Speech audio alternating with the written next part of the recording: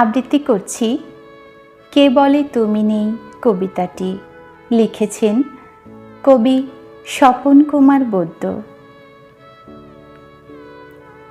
এখনো মনে হয় আমার গায়ে ঝাঁকুনি দিয়ে ঘুম ভাঙানোর চেষ্টা করে বলছো, কি হলো, এখনো উঠছো না কেন? আজ অফিস নেই? মনে হয় দাঁড়িয়ে আছো বেডটির এক কাপ হাতে নিয়ে, সাথে পিরিচে কটা টোস্ট বিস্কিট।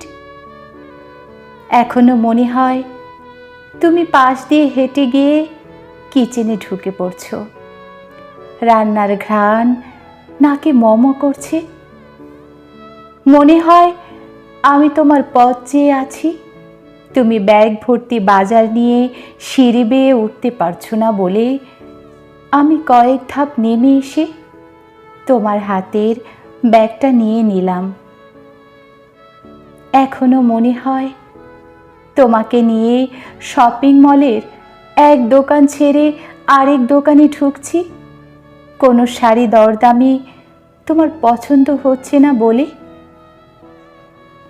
এখনো মনে হয় তুমি কানের যে স্বর্ণের দুলজোড়া বানাতে দিয়েছ, সেই সেট ডেলিভারি নেওয়ার জন্য টাকা চাইছো আমার কাছে।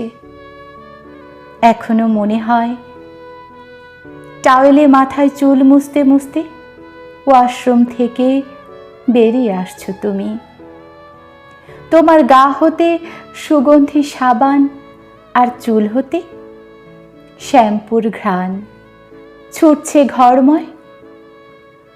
এখনো মনে হয় ডাইনিং টেবিলে রাতের খাবার সাজিয়ে আমার জন্য অপেক্ষায় থেকে বিরক্ত হয়ে কড়া মেজাজে আমাকে ডাকতে শুরু করেছ।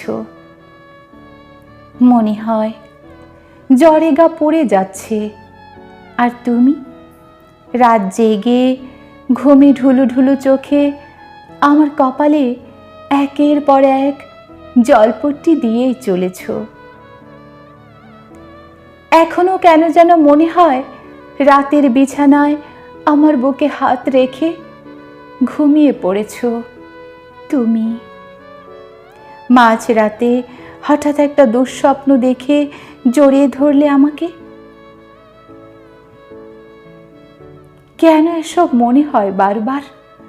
কেন রোজ রাতে চোখে ঘুম না এসে অন্ধকারের ভেতরেও শুধু তোমার চেহারা আমার দু চোখে ভাসে? কেন? কে বলে তুমি নেই, তোমার কায়া নেই? তবে তোমার আত্মা আর ভালোবাসা এখনো আছে আমার ক্ষত বিক্ষত হৃদয় জুড়ে।